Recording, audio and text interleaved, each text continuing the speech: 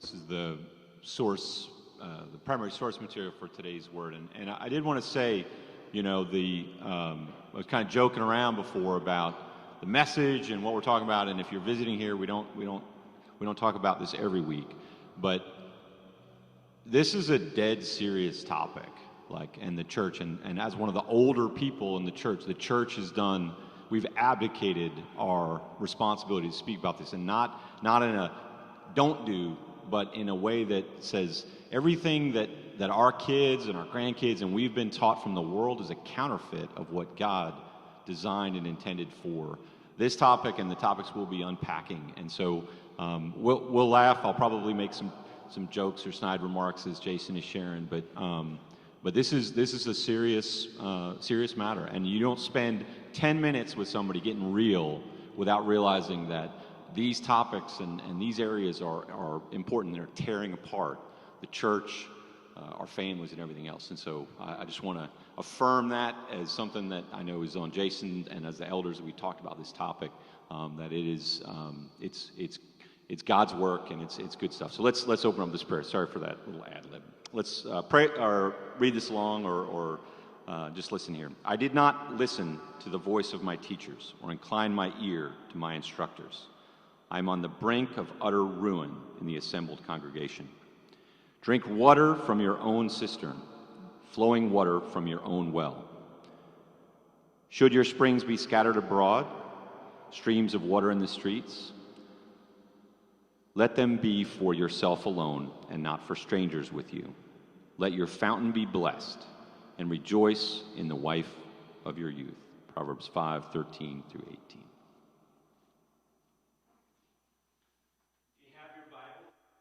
You to open them up to Proverbs chapter 5. We'll begin there. In our wisdom series, we're beginning with a talk on sexuality. It kind of feels like jumping in the deep end, but as I walk through God's word, hopefully you'll be able to see why this is the place we start, because this is the place God started. This was in his plans. He's the one who invented this, and he put it together for a purpose. He was trying to provide us with the direction that would help us to fulfill what he made this world for. And hopefully, as I walk through this, you'll be able to go, I see how important sexuality is to the human life. This is absolutely essential. It has to be engaged in, and it has to be engaged in from a godly perspective to make it the most and the fullest that it could possibly be. At the same time, if you are unlike most of our children, you will brush your teeth more than you will enter into sex throughout your lifetime. You don't hear songs about brushing teeth. You don't hear poetry about brushing teeth.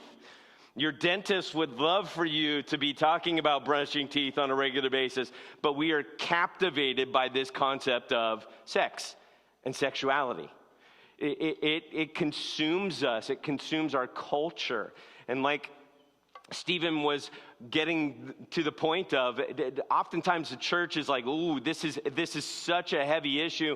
We don't want to make any mistake in how we talk about this, so we'll leave it alone and allow everybody else to talk about it except the one who invented it and the one who has designs for it and the one who's trying to show us this is a really good thing. I think it all works together and helps all of my purposes work to completion. So let's talk about this. Let's engage this. At the same time, it is so foundational to what life is, literally. Would we be alive, horrible thought, if the people around you did not enter into a sexual relation? No, we would die out as a species. It's essential to our life, and it is literally foundational to God's plan for his kingdom. We're going to see that it is his first step into living life the way he wants it lived. So if I'm Satan, if I am against God and his kingdom and I want to see its destruction, what would be my primary point of attack? It'd be sexuality. This is why the world is so big on telling us what we should think about this subject and saying, you don't have a clue. We're the ones who have this figured out. And as we walked through the past weeks of walking from Genesis to Revelation, what got us in all the problems we got in the very first place. You know what? I'm the one who can come up with all the definitions of right and wrong and put it all together. I can be God. I can make this whole thing work. So the moment that we start hearing that answer from the world around us, it says what God has to say really doesn't matter. You don't really understand it, but I can tell you what's right and wrong. Listen to me and do what I tell you.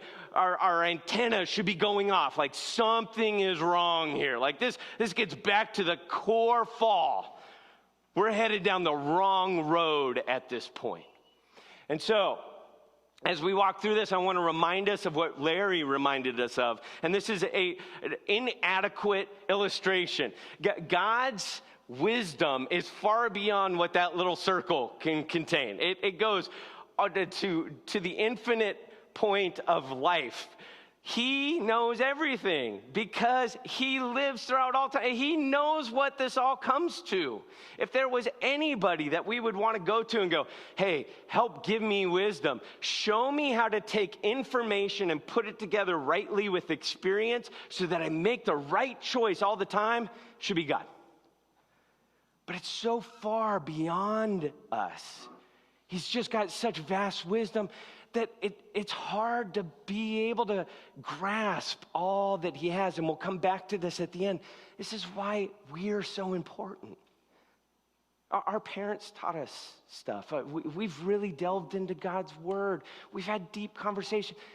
And at the same time, we have a wealth of experiences. Some of them at the best possible depths of experiencing sexuality the way God made for it to be.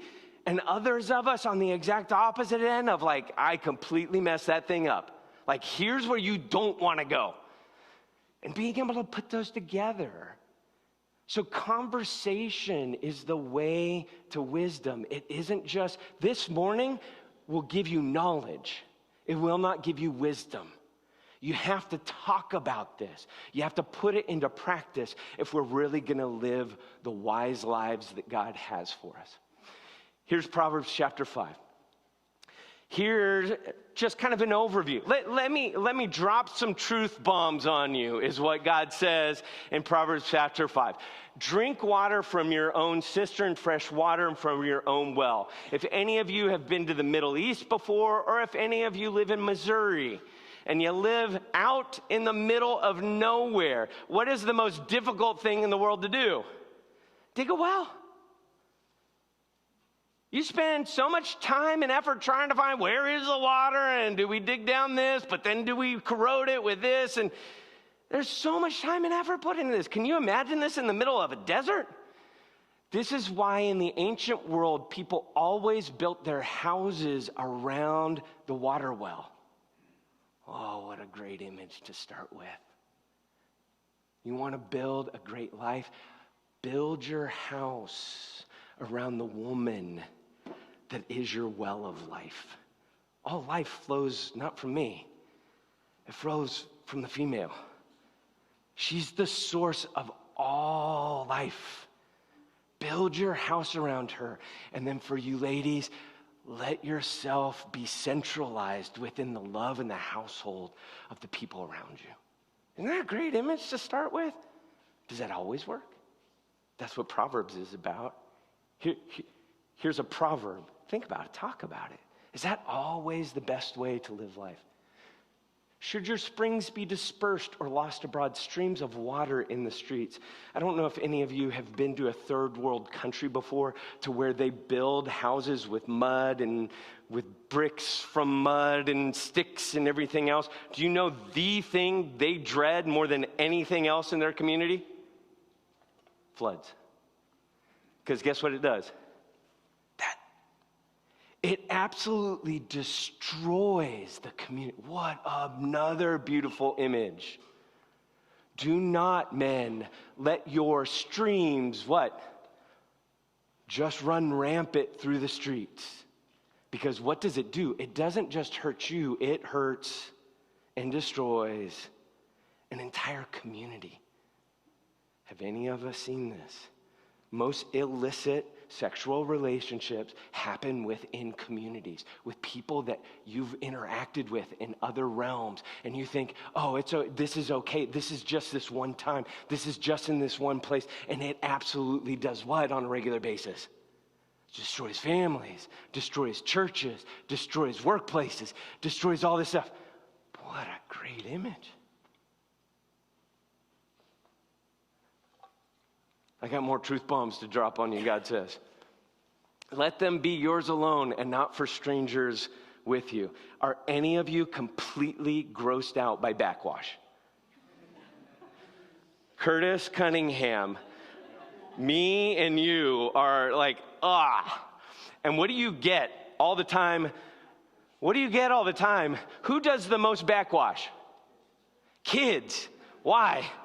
Because they just do not know how to drink properly. Who does the most backwash sexually? Kids. Because in our world, we say, hey, this is the place that you can be able to engage and just have sexual interactions. It doesn't have any influence. It doesn't flow from you to me, back, forth. It's just one thing. For those of us who've been down this road, do those sexual relationships that happened in our youth, do they still speak to us?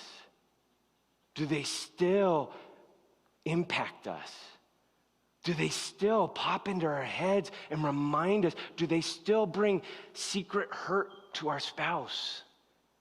These are the things that the wise people talk about. They don't shut it off and go, this is one time thing. I'm never going to tell my kids about it because it was just really hurtful and I hope they never interact with this. No, the Proverbs say, listen to my instruction. Let's talk about this, because the only way you can find wisdom, the only way you can take knowledge and find the right way to act is by conversation. Here's my experience. Let your fountain, oh man, I love that slide the best. And it isn't showing up. It's some punk 16-year-old with his hat backwards. And he's like, oh man, I love you, girl. Let's just kiss right here in the middle of this field. And she's like, oh, I love you. And this. Any of you guys been there? That's pretty common in our world. What's the thing we long for, though? We long for the second side of that picture. How do you do that? How does this make it to here? How are you just taken with the wife of your youth? Like, you just can't stop looking at her. You're just like, how did I get so lucky? And she's just like, hey, I am in love with you, boy. I met some dumb 14-year-old and just, man, thankfully you have grown a lot. But I adore you. This is in the middle of a whole conversation about sex.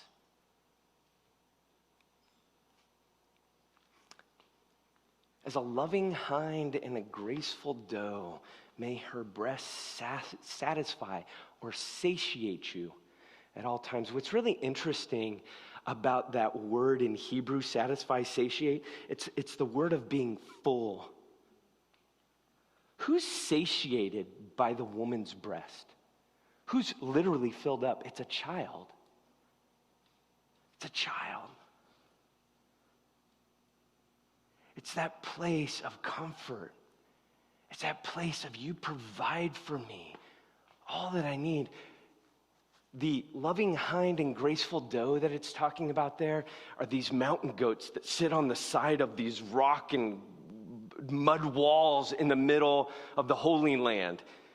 That's a little baby that's about 3,000 feet up into this side of this cliff going, I need to drink.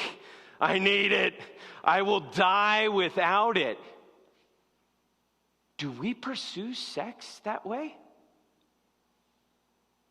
Are we willing to climb for 3,000 feet after the one we love? For those of us who've been married, it's usually, hey, I'm ready. I want to have sex. Oh, now isn't the time. Okay, I'm done. No, what God says is if you want to live wise in this, it's about a pursuit. It's about saying only you can fulfill me. Only in you can I find satisfaction. For those of us who are in our 50s, do we still interact with our spouse like that? Because God said, that's what I made sexuality for. And not only did I make it for satiation, be exhilarated or staggered. It's the word that's used for drunk. Be drunk with her love. Oh, man. Whoo, you're too much for me, girl. Man. This is what deep inside many of us dream and consider. And God says, that's what I made it for. That's my design. You're not off on this. That's where wise sexuality is found. And it's found in that sort of sentiment, that sort of interaction. This is my summary of this. Something that you guys might want to talk about at lunch today, or talk about when you end up going to your dorm room, or what. Godly sex is an essential way that we share and treasure each other. It's a necessity to sustaining life in the community, both literally and figuratively, because the negative of it destroys the community. It's a means of fostering lifelong appreciation of our spouse and a pursuit which enraptures us in love. The things that we grab the most easily are the things we discard. This is why regularly in healthy marital relationships, it's just like, I've lived with you for 30 years and I still don't get you. You're more than what I realized you were. I'm still understanding. What a great way to live in relationship. But here's the thing. The primary purpose of our sexuality goes back to Genesis chapter 1. This is where it all started. He said, I will make you male and female. I will make you my image. Remember we talked about this? He made us the image of the infinite God so that we could display his glory. And he said, first words out of his mouth, be what? Be what? Fruitful. How can you be fruitful as a human being? Any ideas? There's only one way for a human to be fruitful. Through sexuality. The only way to be fruitful, literally that word, to create seed. To create seed, the only way to create seed and to multiply is through sexuality. In between the lines, what is God's first command to human beings? They just got made. He said to them, what? Have sex. That's God's first command. Be fruitful, but then multiply. Pass on, extend. This is the crazy and the wonderful thing about being married and having kids now. They're part of me, but they're not me. And they're part of my wife, but they're not my wife. They're somehow this compilation, this multiplication of two parts of us that got put out there. And then as I look at them, it's even beyond, they're not just like every single part, Jason and Heather. The community around them has poured their being into them so that they are now this compilation and this multiplication of life that goes way beyond two people that made a baby about 20 years ago. Life is extending, it's expanding, and for what purpose? To show the infinite God and his goodness. And don't just stay home. Head out the door. Go explore. Go do crazy stuff. Fill the earth.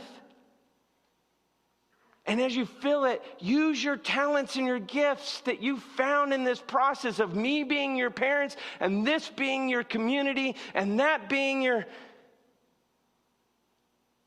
And manage these resources so that what? You can rule over this world. So you can make this world the way that I want it to be. I want to extend this. One of the passages that I had never interacted with is in Malachi chapter 2. If you want to do like a really good study, this is really, really powerful. It's a whole bunch of priests. They've come back from captivity, and the priests, the pastors of their church, of their synagogues, are telling the people, if you don't like your wife, it's okay. Just divorce her. It's okay. Your number one goal is happiness. If you're not happy with her, if you don't find pleasure in her, then you have every right to throw her on the trash heap and go find something better. And God says,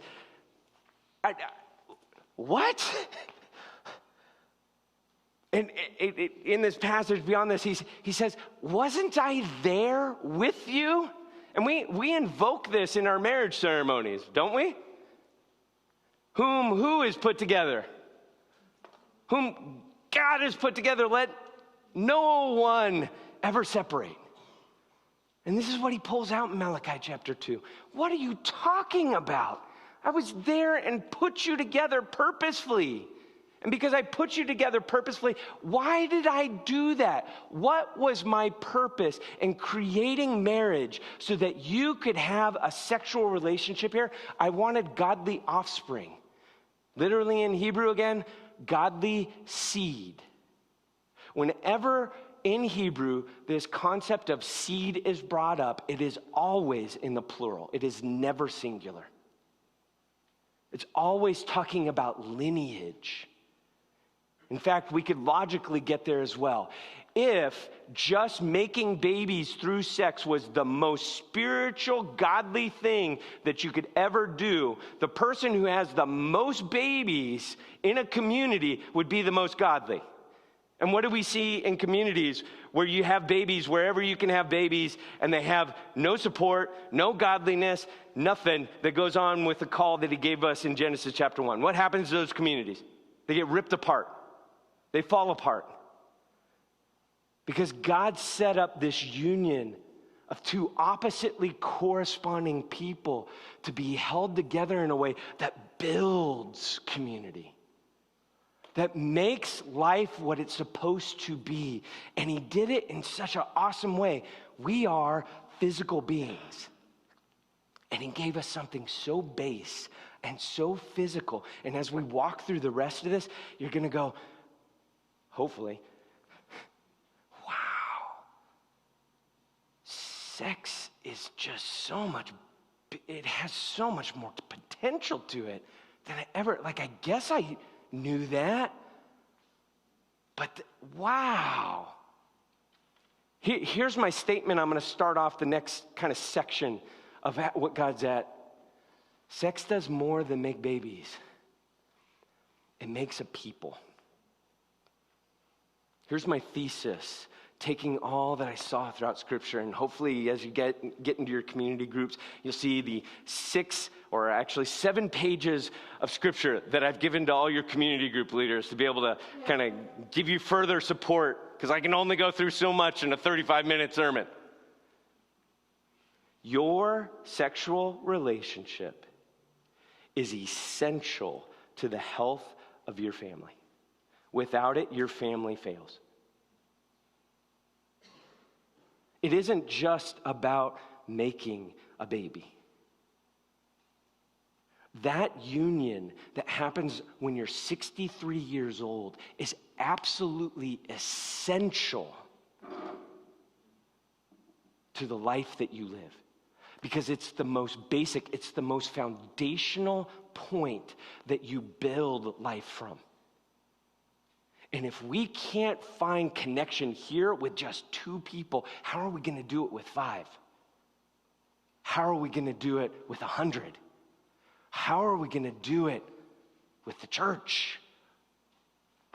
or the ultimate that we found as we walk through Scripture, through all creation, that we live to the fullness of what God has planned for us. What's sex meant for? It's meant to unite us. Isn't this interesting? What's the first response after the fall? Disunity. It's her fault. It's her fault. She's the one who made me. No, it's his. We're not working together. We're working against each other.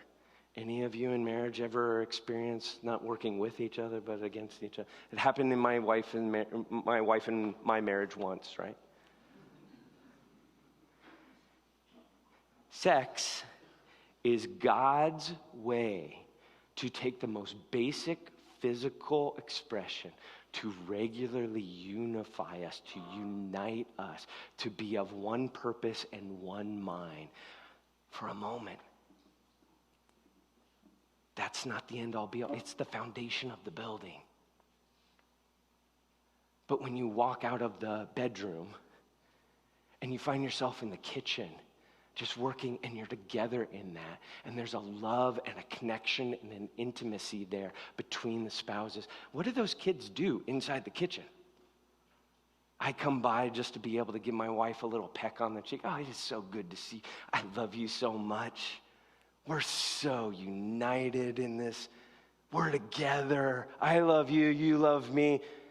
I think it's just about two people. It quickly moves from being two people to the entire crew going like in between us going, I want hugs too. Can I get a kiss? Can I? The dog is in there going like, I want part of this. I want to see love to its fullest extreme. And families that are bound in love, what do they do for churches? Churches that are united in love, what do they do for communities? Communities that are in do you see? It's really, really basic. It's just sex. And at the same moment, it is God's design to set the world right through just two simple people going, I love you, you love me. Let's just start there.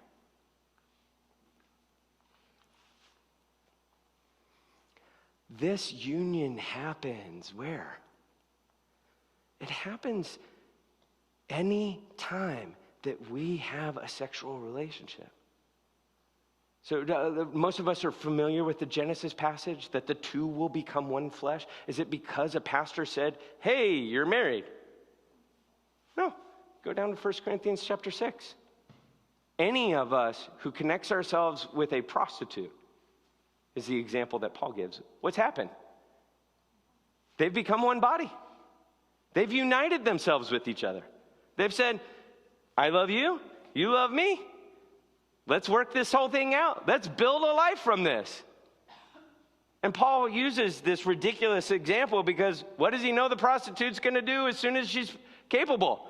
She's going to connect with it. Like, you can't build a life off that. There's no covenantal commitment. And that's what's essential to unity. Not a contractual relationship that says, I love you if. A covenantal relationship that says, I love you no matter what. You are mine, and I'm yours. For as long as God will give us here. That's what makes great relationships, right? Those of us who've been married for a while, I'm a loser. I'm the worst person in the world. How does this man love me? How will he not? Because he made a covenant with you. He will never give up. How do kids grow in healthy families? Because mom and dad just don't live under the same roof. They say, we are together in this. We're holding deeply, deeply to each other in intimate ways that you don't even know about. But it flows out from that connection, and you can count on us. We are on the same page. We will not let each other go. The disunity that happened from the fall, God says, let me fix that. And he does it through this simple union. Crazy. Sex is meant to unveil the mystery of our souls. What's the first thing Adam and Eve do when they fall? What do? They go, oh, shoot. Oh, man, I cannot believe that oh, no. Let's fix this and then over and over again, because I've been around this block with my own wife and seen it being a pastor. You guys are as big knuckleheads as I am, and you do dumb, stupid stuff. And who is the person that it's often the hardest to reveal those failures to? The person you live with. Because you're like, oh, I did it. Oh, my goodness, how could I? What God has created this sexual relationship for is for a figurative, then turned into literal experience of, I'm naked before you. Where did the whole thing start? They were naked and they felt no shame. This is who I am. Warts and all. This is who I am. If you can't do that with the two of you in a sexual relationship, how are you going to do that with all of the pressures and thoughts and concerns and ideas and everything else that goes through the entirety of our being? We have to say, this is who I am. This is what in the Song of Songs, Solomon is saying, this is an awesome thing. You just have so much seed inside of you. He picks a pomegranate. Any of you guys seen a pomegranate before? It has what more in it than any other fruit of the field? Has more seeds in it. Like, whoa! He's saying to this woman, you have so much potential inside of you.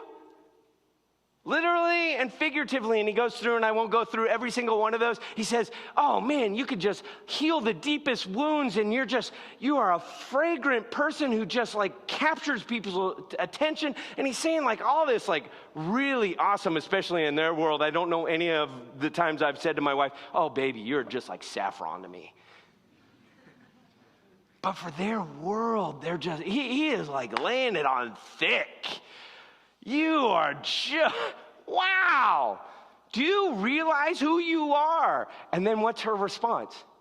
Oh, let the winds come and just blow out who I am so that he really can put what he thinks I am with what I really am.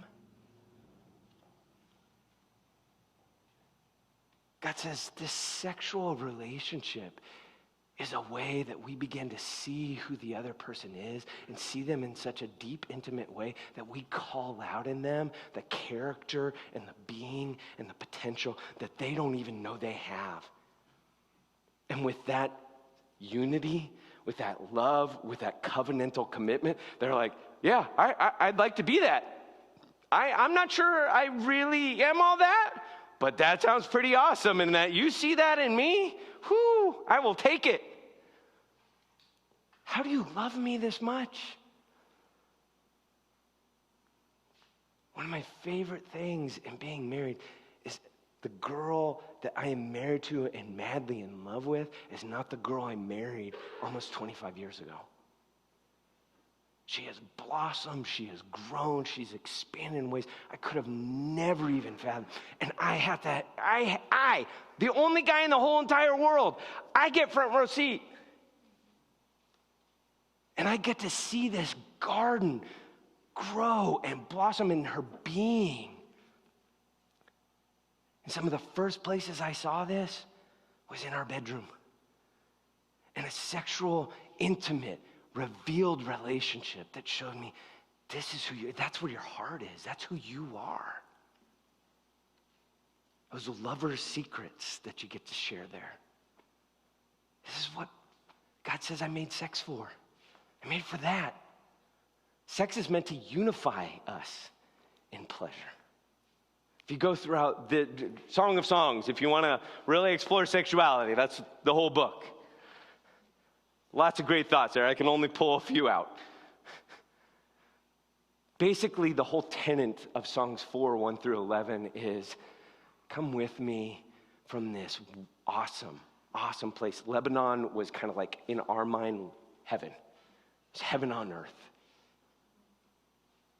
Come with me, and Peter Gill would agree. Come with me from Lebanon, my bride. May you come with me from Lebanon. Let's go together. Let's find all the places that we can enjoy. That's part of the sexual journey that you'll take as a couple. Where do we enjoy each other? Literally. But that literal union opens up places where you're like, let's go to the Grand Canyon. Let's have kids. Let's do everything together. I love that. Okay, let's try it. Let's see if that really is that great of an experience. No, not so much. Okay, let's try over here. What a better journey to take than to explore all that God has created and to find pleasure together, to share your enjoyment of something. And at the same moment, to be enraptured by somebody else's rapture. Not everything captures us. We're different personalities. We're different people. And that's God's plan. I want to, like this, all the stuff that life could bring, it's complex. There's so many things that you could engage with and enjoy. Let me just make it simple for you. 2 people having sex. It's pleasurable. Find it there. When you find pleasure together, then expand that. Take it from that point. And sex is meant to bring unlimited healing. Any of you guys ever been hurt in life? Ever rejected? Ever not seen for who you think you are and loved for who you should be loved for? Very, very first part of Song of Songs. The Shulamite says, I'm dark but lovely. In their culture, getting a tan was not a good idea. You wanted to be as lily white as you possibly could because it meant you stayed inside and everybody took care of you and you just ate dates all day. Okay? I'm very dark. But what does she say right after that? But lovely. I don't meet everybody else's expectations of what beauty and goodness should be. But I know deep inside, there's something here. There's something, and I want to be seen. O daughters of Jerusalem, like the tents of Kedar, like the curtains of Solomon, do not gaze at me because I'm dark. Don't just see the outside, because the sun has looked upon me. My mother's sons were angry with me. They made me keeper of the vineyards, but my own vineyard I have not kept. Throughout the Song of Songs, vineyard is always a parallel to sexuality. What does she say at the very, very beginning? She says, I don't fit everybody else's expectations of what beauty and goodness is, but I see something inside me that it can't be put away. Why? It's not here, but in between lines, because I'm made in God's image. I am a unique expression of who he is. And then she goes to the point where she says, and I'm not a virgin. How many of us have experienced sexual hurt? We found ourselves in a relationship where afterwards we're like, what'd I mess up? I can't ever share that with my future spouse. I can't share that with anybody. And at the very beginning of her whole talk, she says, this is who I am. And what do I need? I need a lover. I need a lover of my soul. a person who sees me for how I want to see myself. And you go throughout the Song of Songs, and the Shulamite is loved by who? Just some punk off the street? No, she gets the king. She gets the king because she is a dang princess. She has a richness to her that this man can grasp. How many of us still live in a past full of hurt and pain, and that's the only place we can be? God said, I want to provide you something so basic and simple, but it's there to bring healing to your soul. It's here to make things right. That's what a lover's for. To see you, to see healing in you, to see goodness in you, to hold you with an everlasting embrace. And God made it really, really, really, really simple for us. Just have sex. Find your spouse and have sex. I have all this good stuff planned for you. It's not that difficult. But here's the last thing. He says, my ultimate purpose is this. My ultimate purpose is that I'm going to show you who I am. I'm going to show you that I am the one. I am the only one who can make the most deep covenantal relationship. Has every marriage in the world stayed together and never broken up because they made a covenantal agreement? No. Has every marriage in the world brought healing and no pain? No. Has every marriage and sexual union there unified them in pleasure that went far beyond their bedroom to parts of their lives that they shared with each other and found joy together? No. You can go through every single one of those. It's the ideal, but it doesn't happen that way all the time. Why? Because you're a knucklehead just like me. Who's the only one who was never a knucklehead? Who's the only one who says, all the riches that I'm laying down on this ground floor, I want to take you up to the 30th floor. I want to show you what intimacy and unity and unification and pleasure and healing and purpose and joy and contentment. I want to show you who you are. And I have this plan for how long? For an eternity. Because where does the story end? With Jesus standing with who? His bride. His bride. And all the stuff we'll look back at for an eternity, he'll say, that was a needed physical, down on the bottom floor way to be able to show you all that I have planned for this intimate union with us. The two will become what? One flesh. Who's Jesus? He's perfectly man and perfectly God. 100% of each. What's God's ultimate desire with his bride? To put us together as one. Jesus is the firstborn of a new creation that is going to take all that he shows us in this really simplistic way through a sexual relationship, and he is going to take it to the infinite for an eternity. That's all I can give you in about 35 minutes. Godly sexuality, and there's more to it. There's a whole lot more to it. These are just the things that I think are really worth highlighting. Godly sexuality is an intimate and unbreakable bond with God and our oppositely corresponding ally. It's foundational to transparency and longing for deeper connection. It's foundational to joyful exploration of the other and with the other. It's foundational to healing from the deepest hurts and rejections in our lives, and foundational to pursuing the extension of this love with God and all of his people.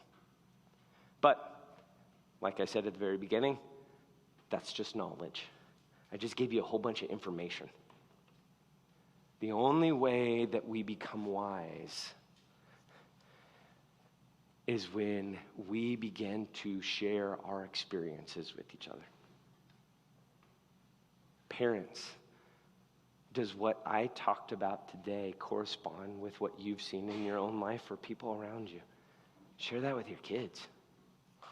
The goods and the bads.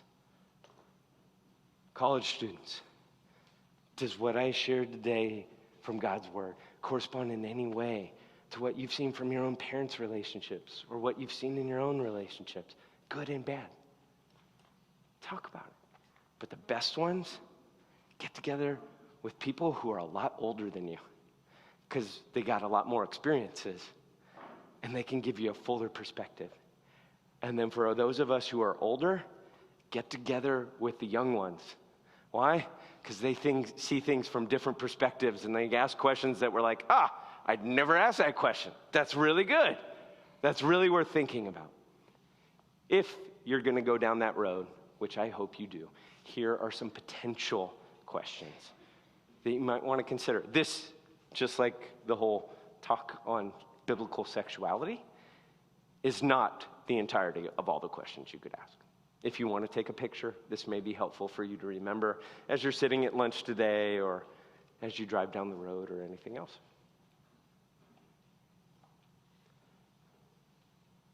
I really enjoyed studying this.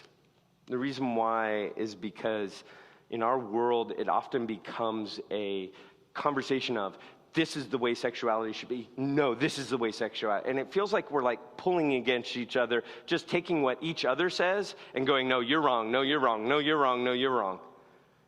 Instead of going to the source and going, where am I wrong?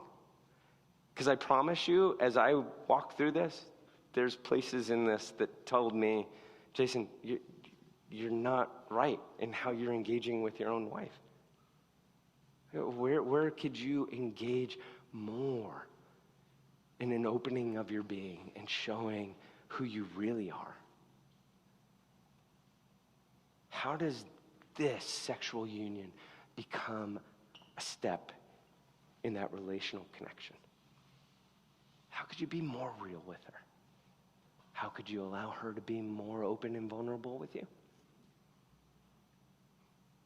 Each one of us has something to learn. Because what we heard was the ideal. And none of us are at the ideal. God has more.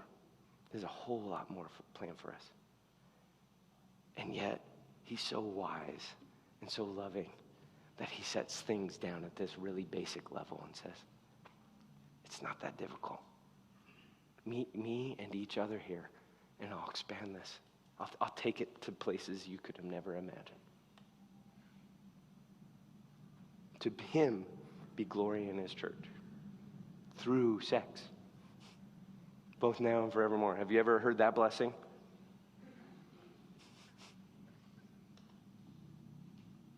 To him be glory in his church, both now and through forevermore, through your commitment to a godly sexuality.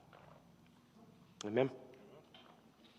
God, I thank you. I thank you that you know us. You know how simple we are, how much we long for love, how much we long for connection, how much we long for unity, how much we long to be made right. And we create these really vast, complex ways of doing all that. And you just give us stuff that we look right past and don't really believe that something so simple as a sexual relationship could do all of that. I pray that we would just trust you that we'd meet you and our beloved where you say, I'm present there. I join you together. I hold you together. I pour out the riches of my mercy and my grace to you and through you. Just follow me. Trust me. It doesn't have to be complex. I'll take care of where it goes.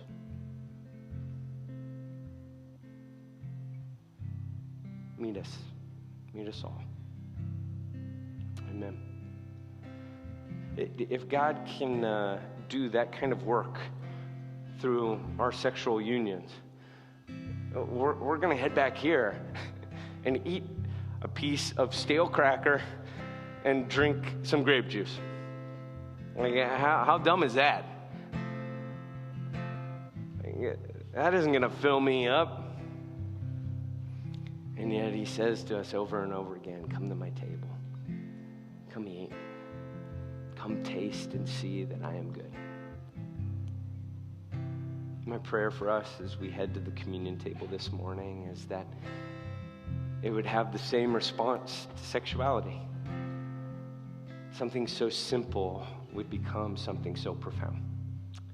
That what happens in a short moment around these tables would flow out into your families, flow out into your workplaces, it would flow out into so many places that we need to be filled with God's love, filled with His Spirit. Our lives washed away, His life taking root and working through us. So let's stand. Let's head to this table, taste and see that He is good.